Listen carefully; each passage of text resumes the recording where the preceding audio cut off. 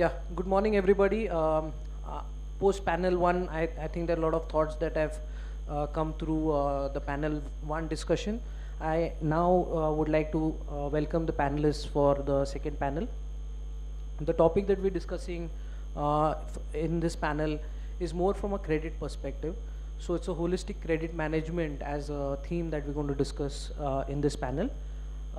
Can I just ask you all to quickly introduce yourselves, tell us what you did in part of your internship and how that has helped you gain more insights. Mainly if you can bring in the technological aspects of what you've seen during your internship, and if you can make your opening statement as part of this introduction. Over to Pranav. Okay. Hi. Good morning, sir. My name is Pranav Singh, and I have interned with a leading public sector bank in India. My role was in the credit management process itself. I was looking at the various credit management aspects as well as the various sectors where the bank was lending to. And the main role that saw during my time at the bank was the aspects that we're covering. It's a broad credit is a very broad area. You can talk hours and hours on it. So basically the specific areas that we were looking at, and how we were looking, the technology we were bringing in together. I think the other panelists will also speak on that. Basically the combination of technologies acting as a bridge for this entire process. We'll be covering that, I think, in this discussion. Good morning, everyone, and thank you, sir, for giving me this opportunity. My name is Vidhi Khandelwal, and I did my internship with Bank of Maharashtra. I learned about credit appraisal and restructuring of the MSME loans. So talking about credit appraisal, here I like to bring about the loan origination. It is a simple process where the borrower gives an application, gives his documents and credential for verification, and undergoes the application assessment, and finally the loan is sanctioned. So how technology is enabling all this is by, firstly it was manual operations, and now it is all cloud computing. So it is reducing the overall time, giving operational efficiency, and making it simpler process. Good morning, sir. I am Deepshi Panda. I intern with Bank of India in the loans department. So here I realized that onboarding process is very vital process in this ever evolving market, wherein technology becomes an important part because multiple departments of the bank access information from KYC. So access to the information gained from KYC for multiple banks become a very important aspect for technology to take over. So, hi everyone, good morning. My name is Prateek Rampuria, and I had the opportunity to intern with HDFC Bank. So basically my role revolved around retail assets as well as the large corporate assets. While interning with HDFC Bank, we know that HDFC is one of the most reputed bank when it comes to the NPA and how they handle it. It's one of those banks which have the lowest NPAs in the private sector currently. So technology plays a very, very vital role. And as in when we proceed, I'll be speaking more in lines with it, that how it has helped, HDFC Bank deal with all those corporate assets and even other functions throughout its retail operations. And basically also talking about the entire credit appraisal process and the risks involved in it. So the risks are very well managed because with the advent of technology, there are so many newer processes that I'll speak more in details about, that has helped reduce risk, mitigate the loss of rising NPAs, and help the bank remain more stable in the times to come. So that's about it. Yeah, Nikita. Good morning, everyone. My name is Nikita Bajaj. I interned with Bank of Maharashtra, same in the credit appraisal and loan restructuring department. As in when we talk about the changing dynamics of the economy right now, we see that there have been a lot of changes like regulatory norms, political views, legal aspects that bring about changes in the economy leading to recession and boom periods. We do understand with these changing periods there are different phases that come into picture. So we'll be talking about some factors about which cause during these phases, wherein there will be some borrowers default that comes into picture, as Prateek mentioned about in rising NPAs. What could be the ways that could be taken for prevention of those NPAs? Thank you so much. Thanks everybody for a quick introduction. Given that most of you all have some kind of a flavor from a credit perspective and you all have been exposed to that area in your internship, Let me probably call upon Deepshi at this point in time to probably walk us through the overall process, given that you have been interned with one of the leading PSBs. If you can just kind of give us a take on your understanding from what you've seen and how technology plays a role. So, onboarding process is starting from customer acquisition to getting information through KYC, then credit compliance through KYC and AML, and then through loan agreement is made, and then the final product, loan product is given. So here we see it's an integration of multiple departments coming through. So, as I say, KYC is important. Why it is important is not because it will help prevent money laundering or financing terrorism, but it also helps to become an antidote for erasing the NPA or mitigating the NPA risk. So here we see KYC becomes an important aspect because information collected from the customers becomes a tedious task because for every department has to come in the picture. So here technology becomes savior because the technology will help in making the KYC as online process wherein every department can easily access, and also with the advent of ever-changing regulations, the KYC can, through the help of AI, can change the follow-up questions for every customer. Now coming to after KYC is done, we understand that banks understand how much the risk that customer carries. So for the customer who has high risk for the bank, the enhanced due diligence come into the picture, wherein the enhanced due diligence is carried out by focusing on how the customer has capital with it, how it uses it. It closely monitors the customer through credit perspective. Now the question is, how much can the financial institutions rely on the external rating agencies? Because if the financial institutions have internal rating agencies also, it will not only ease out the process of administering and monitoring the customer, it will also help in risk profiling of the customer in the credit perspective. That's my take. Yeah, thanks, Dipshi. I think few points that I see you touch upon is technology playing a very vital role, especially given that it's a dynamic environment. Yes. So what I see is you mentioned about the questionnaires being kind of auto-populated based on the inputs that are coming in. So that's going to enable the relationship managers possibly make their life easier. Yes.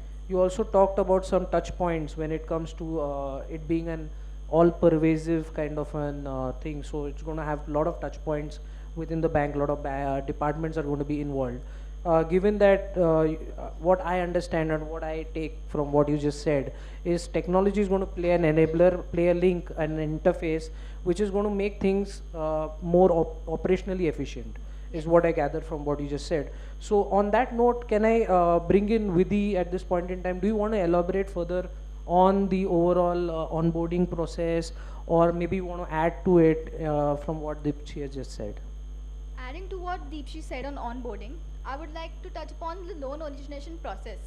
As it starts from the application process, so the borrower has to fill in the application. Now here, the role of technology is, firstly it was like going to the bank and taking the application form, but now it is online, and even you can use your mobile phones. There are various apps for it. And after that, there is submission of the documents. So in submission of documents, firstly it was a very tedious task because it was all paperwork and dealing with lot of documents. Now it is you give your details to the bank, and it has a centralized cloud system where all your details are stored. So the next time you apply for some other kind of loans, only the missing information is asked and other information is already retrieved from the data.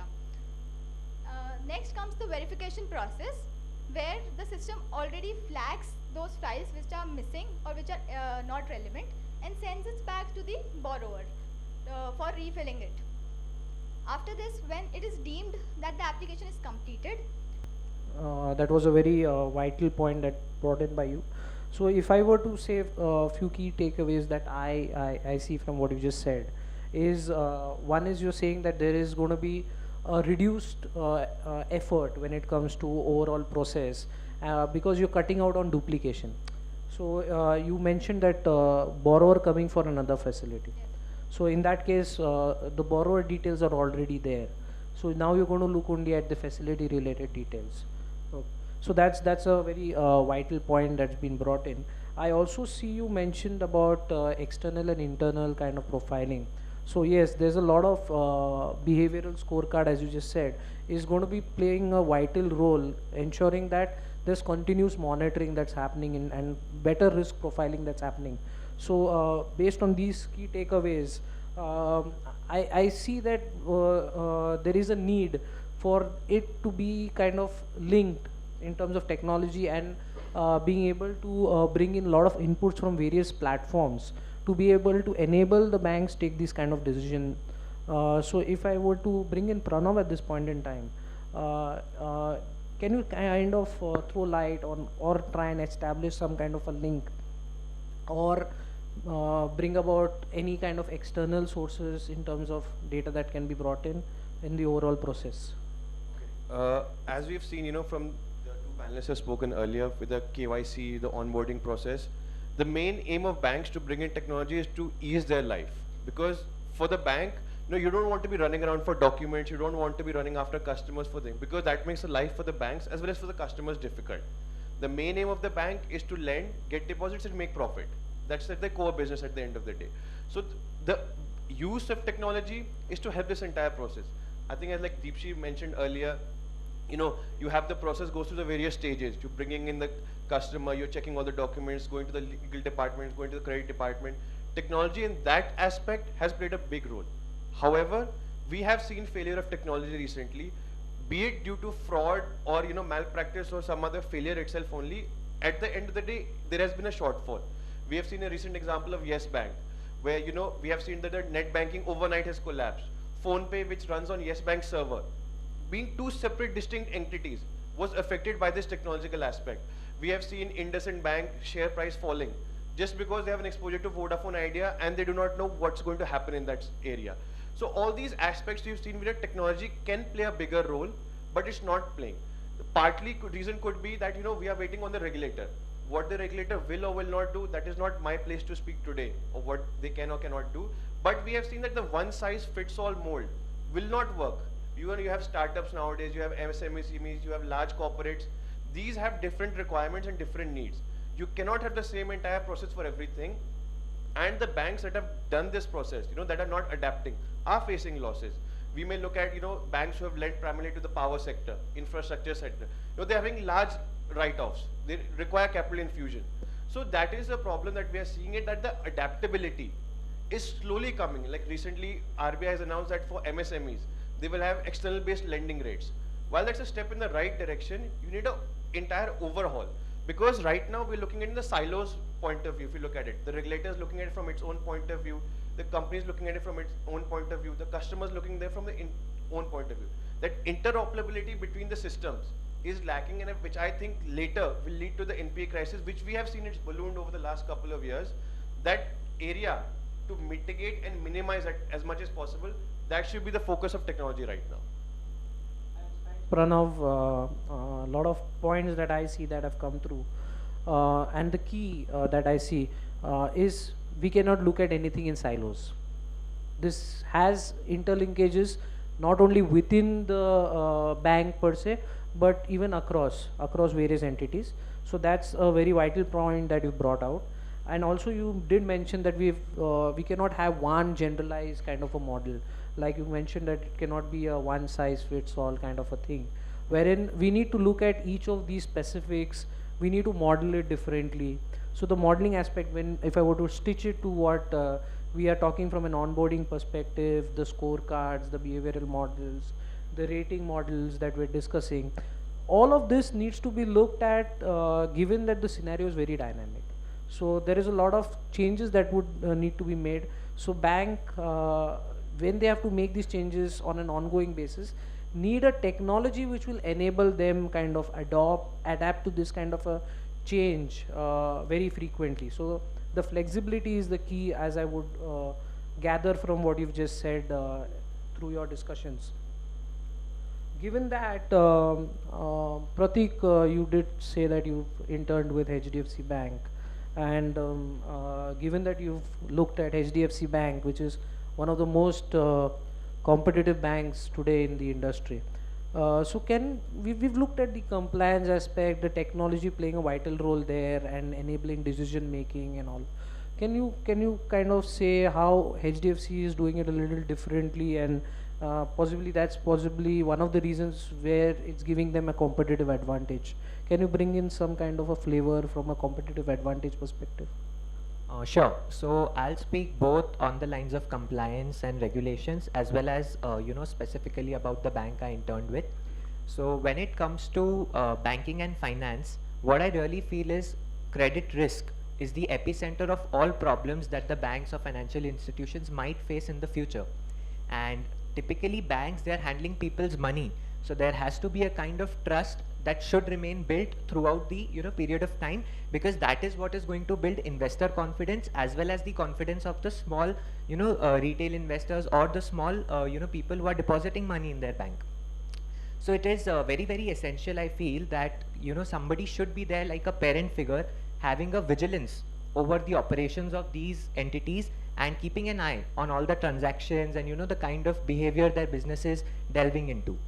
So speaking about that, internationally we all know that Basel norms have been recommended. So as we speak, meanwhile there are businesses who are changing their dynamics.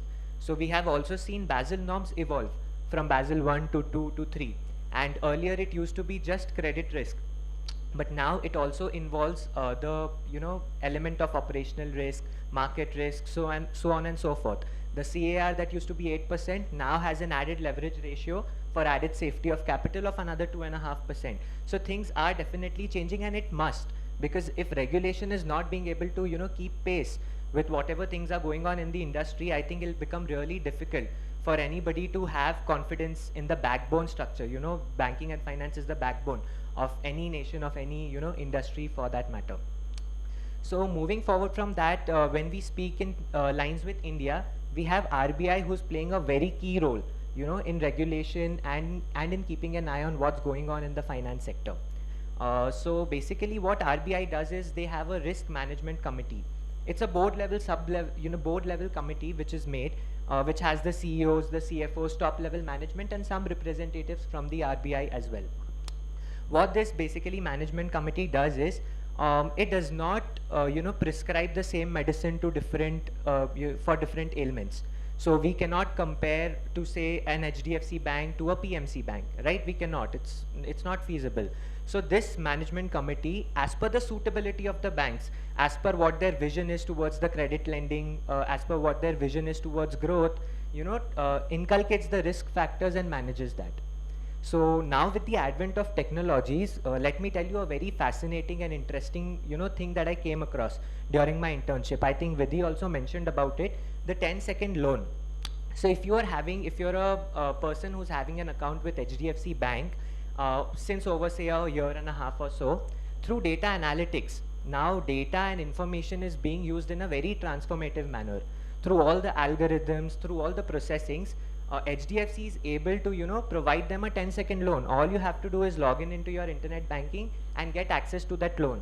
And so what actually makes it more fascinating is the fact that the delinquencies in all these loans have been very low. The success ratio is more than 90%, which is like phenomenal. And thus it has been able to be an aggressive bank, but with keeping risk at bay and having a safety measure also in check. So that is really important, and I think technology thus plays an inevitable role in probably making the bank chase momentum, chase growth, at the same time being safe. So that's about it. Yeah. Thanks for that insightful information that you've provided. Given that, probably an angle that I may also want to bring in at this point in time is, yes, it's good, this technology is playing an enabler. There are quick loans, quick decision making that's happening, and we are seeing the results as of now, but are we going to continue, or is there going to be kind of sustenance over the years? So that's only going to be possible possibly because of constant monitoring. So I'm sure HDFC is looking into all of those aspects. I would not want to speak about any bank in specific, but the angle that I would want to bring in is more from kind of early warning triggers that needs to be looked into or dwelled upon, action taken on each of those triggers to ensure that we do not reach a situation where there is nothing that can be done. So it should not go to a point of no return. So I somehow feel early warning triggers could play a vital role before we get into a mode of collections and recoveries or hit the NPAs. So on that note, can I bring in Nikita, because you did mention the role of the economic cycle as well, and you did touch upon NPA aspects. So we would like to hear more from you as to how do you see this economic cycle affect the NPAs, and what can be done to ensure that we do not hit that kind of a situation. Thank you, sir, for the point. As we talked about economic cycles, we do understand that, with changing dynamics, the company's requirements of cash flow changes. So the cash flow management has to be very proper for the corporates. There may, be a situation where the corporates are not able to cater their liabilities, and they might need a moratorium period or a balloon payment to be made for catering to the liabilities that they have towards the banks. So on that same note, we would, consider that there's a concept of loan restructuring that comes into picture for the banks, which essentially means that for the tired enterprises that are not being able to cater to their liabilities, they might have extended terms of the requirements that they have. They might have extended terms of the time period or their changes in the policies or whatever they have with the bank. On those notes, it is also to be mentioned that this process of loan restructuring is practiced internationally and is successful at the same time, because some processes like sensitivity analysis, viability assessment of the loans are done rigorously by the banks, so that the process goes on smoothly and the enterprises can benefit from the same. At the same time, I would like to mention that the insights from the credit monitoring and early warning signals, as Sir mentioned, are very much important in this process, because that is where the whole process works out very smoothly. But in spite of every of these aspects, taking so many corrective measures, there will be 10% chances where the banks will face a situation where the borrower gets into the non-performing asset category. So what then for the banks is to be left? So that is where the collection repayments system or the collateral recovery comes into picture for the banks, because as well mentioned by Warren Buffett, it takes like 20 years for a bank to build, or in a company to build their reputation, but just in a span of 5 minutes it can all be get destroyed. So if you think on those same lines, it will be very different working for the banks. As we talk on the increasing NPAs, the option that the banks hold in general is focusing on the collateral recovery. Is there still any market value left for the collateral to for the banks to recover? Because in the end, it is all about reducing the loss given default and increasing the recovery rates for the bank. This is where I would like to end my point on, and thank you so much for the panel discussion. Thanks, Nikita. Given that we're looking at few points that she brought in, maybe could have been a little stronger technical, saying that we need to look at LGD recovery rates, collateral monitoring on an ongoing basis. I think there are a lot of touch points that she brought about, and that has a touch point to a lot of credit onboarding as well in terms of the decision making. So we're looking at, if I were to just to try and stitch this, we're looking at onboarding from a KYC and so enhanced due diligence and the rating scoring mechanism as a decision making tool that comes in, which also acts as an input from I would say from the provisioning perspective or from the capital charge computation perspective. So there are a lot of touch points that I see over here. And then if I were to tie it down to her economic cycle, so it would, and the advent of the IFRS 9 from a provisioning perspective. So there's a lot of forward-looking measures that we're looking in. So if you looked at the economic cycle, we're looking at how it would be going forward. So a forward-looking point in time kind of a provisioning is what we're looking at from an IFRS perspective. So that's the future.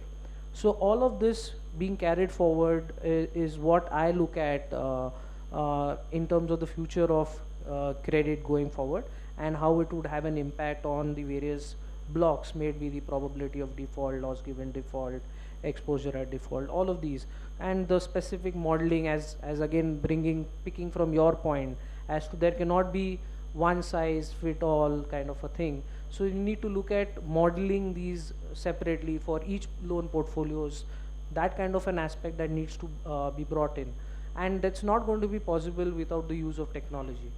So let me thank all of you all for the points that you all brought about. It was, I'm sure, very insightful for the audience. On that note, if I can throw the floor open for questions, maybe quick couple of questions before we head out for lunch. Yep. Yeah, if you can just help him with the mic, please.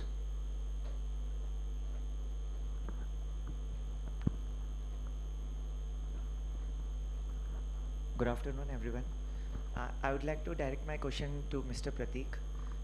As you have mentioned in your discussion that you have interned with HDFC Bank, and you have an overview of the traditional banking, traditional working of the banks. So can you tell us what changes have been made, or how the changes can be done through the inclusion of technology in the banking sector? All right, so thank you so much for the question. I would like to cite this through an example. Like we've all heard, from my parents and all, 2 or 3 decades, earlier, how did, she spoke about KYC, the advent of technology, and how it has impacted the onboarding and KYC process. How did it happen 20 years, ago? You needed to have somebody who could introduce you to the bank. The bank officials would visit your office site or your factory site if you want a cash credit or if you want a business loan. But things have completely changed. During my course of, when I was undergoing the internship period, what I realized was whenever we wanted to give somebody a loan, all that we needed was his CIBIL score. We needed the basic KYC, that is your Aadhaar and your PAN card, and everything would be tracked historically because we have data with us today. So it has played a transformative role, in how things used to be very, very complicated, time consuming. There used to be a lot of red tapeism, a lot of paperwork, a lot of unnecessary things that were earlier required. It was essential, but now with the, emerging technologies, all those things have been kept at bay. Secondly, another, example that I would like to cite to show the quantum jump that we've taken from traditional banking to what banking is now, is that earlier we had, Jain Saab ka beta is in, this HDFC bank, so loan milne mein easier hoga. It'll be easier for you to fetch a loan. But today I can, very confidently say not just HDFC bank, but any other bank that is into function will only provide you a loan if you are credit worthy. So that has come into the picture. Regulations have become very, very strong in and around it. So only if your CIBIL matches, we had one customer who wanted 2,50,000 loan. But based on the calculations and based on what technology, throws a picture at us, we were allowed to only give him 2,40,000. So if somebody can repay 2,40,000, he can as well repay 2,50,000, right? But then that 10,000 made a difference, and the banks only sanctioned 2,40,000. So that's how, I think if that gives you a clear picture of how banks have evolved. Thank you. Yeah, Pratik, I think we need to, given that we're looking at credit, number one, credit worthiness of the person, we always need to keep in check the operational framework.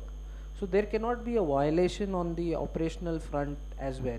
So that's equally important in the overall scheme of things, and that's precisely what is being highlighted by Pratik over here. Anybody else with a question? Yep.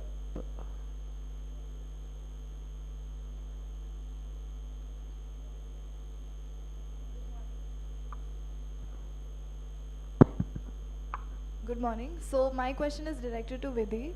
So as we can see that MSMEs play a very significant role in the development of the country, and they are often termed as the growth engine of the Indian economy. So how do you think credit rating agencies can improve their role in this aspect?